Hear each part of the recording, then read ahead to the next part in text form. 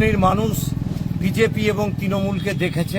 বন্যার সময় যিনি বিধায়িকা এবং লোকসভা ভোটে দাঁড়িয়ে 24,000 লিড পেয়েছিলেন, একদিনও আসেননি। এখানে বিজেপির নেতারা সব হচ্ছে দলবদলু নেতা, ভোট লুঠের নেতা। তারা আজকে কি করেছেন জানেন? তৃণমূল দিশেহারা। তৃণমূলের আজকে হচ্ছে যে মানুষ মুখ ফেরাচ্ছে কেন? ওয়াকফ আইনে যেভাবে বঞ্চিত করা হয়েছে সংখ্যালঘু মানুষদের, মাদ্রাসা শিক্ষাকে তুলে দেওয়া হচ্ছে, ওবিসির সংরক্ষণকে ধ্বংস করা হয়েছে। 100 জনে মাত্র একজন চাকরি করছে সংখ্যালঘু মানুষ। ফলে বিড়ি শ্রমিকদের মজুরি নিয়ে রাজ্যের মুখ্যমন্ত্রী মমতা ব্যানার্জি একটাও কথা বলছে না। সরকার ঘোষিত মজুরি 267 টাকা 44 পয়সা।